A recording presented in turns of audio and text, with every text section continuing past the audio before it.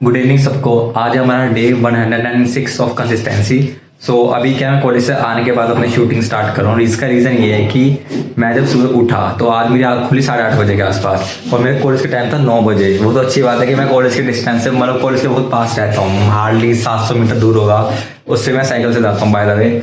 मेरे को टाइम मुँह हाथ धोकर मैं चला गया, तो इसी से मेरे को टाइम मिल गया। बट यस, अब जाकर शूट करना स्टार्ट करा है और बहुत ही भूख लग रही है। कॉलेज से आया हूँ, इतना हैक्टिक था ना। आज मैंने इसलिए पहन रखे वाइट शर्ट और ब्लैक पैंट, क्योंकि हमारे कॉलेज में मंडे और फ्राइडे को ना आपको ब्लैक एंड वाइट मतलब मूड फॉर्मल्स में जाना होता है।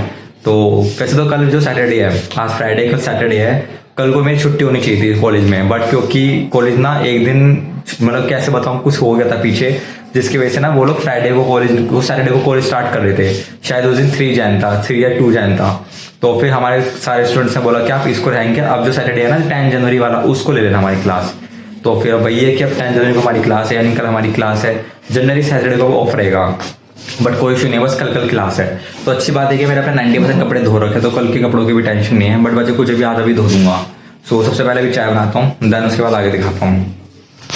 तो यहाँ पर अपनी चाय बनकर रेडी हो चुकी है और चाय के साथ थोड़ा नमकीन बिस्कुट। तो मैं पहले चाय पीता हूँ और थोड़ी देर यूट्यूब देखता हूँ। यूट्यूब पर आज कौन सी वीडियो आज आई है जियोपॉलिटिक्स से रिलेटेड, वो देख देखते चाय पीता हूँ। एंड देन उसके बाद में आज थोड़ा सा पहले तो घर थोड़ा स्लीप करूँगा, क्योंकि सुबह सुबह जल्दी गया था ना, हरी में गया था, तो घर थोड़ा भी गंदा पड़ा है, उसको साफ करता हूँ। तो दिखाता हूँ।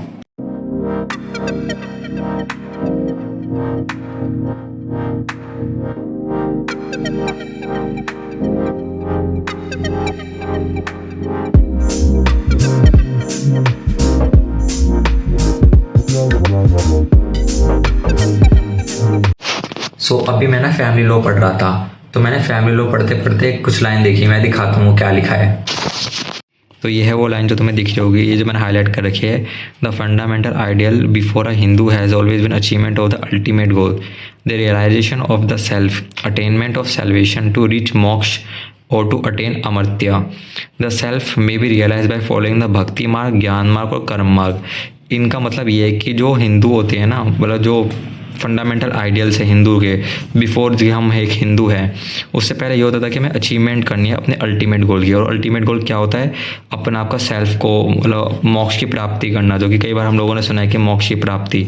और ये मोक्ष की प्राप्ति हम कैसे कर सकते हैं? या तो भक्ति मार्ग से, ज्ञान मार्ग से, या कर्म मार्ग से। कर्म माने तो ये कामों से, ज्ञान मान लो कि नॉलेज, और भक्ति यानी कि गॉड की पूजा करने के अलावा, गॉड की पूजा करते हैं जैसे लोग करते हैं ना, बाबा लोग करते हैं ये सब। ये जो लिखा हुआ है ये आइडियाज़ है कि हिंदू जो रिलीजन होते हैं उसके अंदर क्या क्या आइडियाज़ है। ये हमने एक्चुअली कई जगह सुना भी होगा, जैसे बड़े बड़े बाबा को देखते हैं। तो ये लाइन मुझे अच्छी लगी, तो मैंने इसलिए इसमें हाईलाइट करके देखा, क्योंकि ऑफकोर्स पढ़ने में तो हमें पढ़ना ही है, डीपली पढ़ना है, डेप्थली पढ़ना है कि हिंदू लोग कैसे इवॉल्व हुआ, कैसे डेवलप हुआ। और मुझे एक बात और पता लगी, जो हमारा हिंदू रिलीजन है वो 5000 साल से भी पहले का है, मतलब बहुत पुराना है। तो फिर मैंने सर्च करा कि हमसे पुराना कौन सा रिलीजन है, तो पता लगा, अब तक मुझे जितना गूगल से पता लगा कि हमसे पुराना कोई रिलीजन नहीं है, सबसे पहला रिलीजन हिंदू ही रिलीजन है। बड़ा अच्छा लगा है। इसके अलावा एक बात और पता लगी कि हिंदू जो वर्ड है ना, हिंदू रिलीजन इंडिया के अंदर, लोग के अंदर, हिंदू, सिख, जैन, बुद्धिज्म, ये जो अलग अलग तीन है ना, जैन, बुद्धिज्म और सिख, ये तीनों भी हिंदू के टर्म में ही आते हैं, यानी हमसे काइंड ऑफ बने हैं इस लोग के मुकाबले, जो मैं बता पा रहा हूँ। अच्छी बात है, पढ़ रहा हूँ मैं आगे, बाकी मैं दिखाता हूँ आगे। फैमिली लॉ पढ़ने के बाद में ना मैंने अपना डेली का शेड्यूल बनाना दोबारा से स्टार्ट करा है, क्योंकि वापस अपनी लाइफ में डिसिप्लिन वापस लाना है। तो जिसके लिए जो मेरी हैबिट छूट गई थी ना अपने आपके रोज डेली गोल्स लिखने के लिए एक दिन पहले रात को, तो मैं वापस आज से स्टार्ट कर रहा हूँ। तो मैं दिखाता हूँ मेरे गोल्स मैंने क्या लिखा है। सबसे पहले मैंने वो टाइम लिखा जब मैं चाह कर भी कम नहीं कर सकता अपनी लाइफ से, जिसमें कि मेरा कॉलेज का टाइम आता है, इसके अलावा मेरा सोने का टाइम आता है। तो दिन में कम से कम 6 घंटा सोना है, और कॉलेज का जो टाइम है वो 9 घंटा कॉलेज मेरा हो ही रहा है, सुबह 9 से लेकर शाम के 6 बजे तक। और 9 बजे से पहले मुझे तैयार होना पड़ेगा, तो मैं 1 घंटा पहले का लेकर चल रहा हूँ कॉलेज से। और कॉलेज से आने के बाद ऐसा तो है नहीं कि आने के बाद तुरंत ही पढ़ने बैठ जाऊँगा, बॉडी बहुत थक जाती है उस टाइम पे, थोड़ा रेस्ट भी चाहिए होगा। तो जिसके लिए मैंने 1 घंटे बाद तक का भी टाइम ले रखा है। अपार्ट फ्रॉम डैट फिर मैंने अपने कॉलेज की स्टडीज़ के लिए भी टाइम रखा है, और जो कंटेंट क्रिएशन में साथ सीखता रहूँगा, आगे बढ़ता रहूँगा, उसके लिए भी दिन में एटलीस्ट 2 घंटे छोड़े हैं।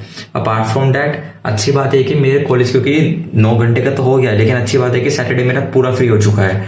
तो अगर मैं सैटरडे वाले दिन अपने कपड़े भी धो लूँगा, घर भी साफ कर लूँगा, जैसे तो 3-4 घंटे हो जाएंगे, इससे ऊपर स्पेंड नहीं होंगे, तो मेरे पास उसके बावजूद बहुत ज़्यादा एम्पल अमाउंट ऑफ टाइम होगा, जिसमें मैं अपना कंटेंट क्रिएशन का मतलब काइंड ऑफ बूस्ट दे सकता हूँ उस दिन। तो ये बहुत अच्छी बात लगी मुझे। तो जिसके लिए मैंने सोचा है कि मंडे टू फ्राइडे मैं इस टाइम टेबल को फॉलो करूंगा, और जो उसके लिए भी एक अलग टाइम टेबल बनाता हूँ, किसके लिए, सैटरडे संडे के लिए या छुट्टी वाले दिन के लिए, तो वो मैं भी चिपका देता हूँ ताकि जब मुझे मतलब सोचना नहीं पड़ेगा जब भी सैटरडे संडे आएगा। तो मैं पहले अपने को टाइम टेबल दिखाता हूँ, जो मैंने बताया, देखा दिखाना क्या है जो भी बताया, पर फिर भी दिखा देता हूँ। देखो ये है टाइम टेबल जो कल का होगा 10 जनवरी का। ये एक्चुअली हैबिट डालने के लिए दोबारा से स्टार्ट कर रहा हूँ।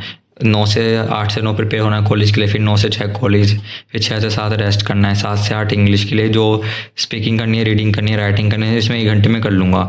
अपार्ट फ्रॉम डैट 8 से 9 डिनर के लिए जाना पड़ता है, क्योंकि डिनर मुझे लेके आना पड़ता है ना, तो देखिए से मेरा टाइम जाता है अभी वहाँ पे।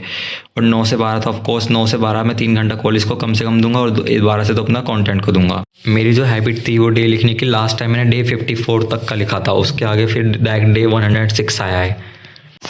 अच्छी बात यह है कि चाहे मैंने अपने गोल्स को लिखना छोड़ दिया था, बीच में हैबिट्स छूट गई थी मेरी, बट मेरे यूट्यूब के ब्लॉग बनने रुके नहीं थे। अच्छी बात यह है, आई नो कुछ दिन पहले रुके थे, पर वो तो घर में इमरजेंसी थी इससे रुके थे, वरना मेरे कभी नहीं रुकेंगे ब्लॉग। अब मैं क्योंकि आलस नहीं करता, क्योंकि अब मेरे को मजा आने लग गया अपनी लाइफ को रिकॉर्ड करने में। सो इसलिए तो मैंने क्या सोचा कि अब क्या है 10 बजने वाले हैं, तो मेरा प्लान है कि जल्दी से मैं इस वीडियो को शूट एडिटिंग पे लगा देता हूँ एंड देन आगे बढ़ता हूँ। सो इसलिए मैं इस व्लॉग को मैं यही खत्म करता हूँ।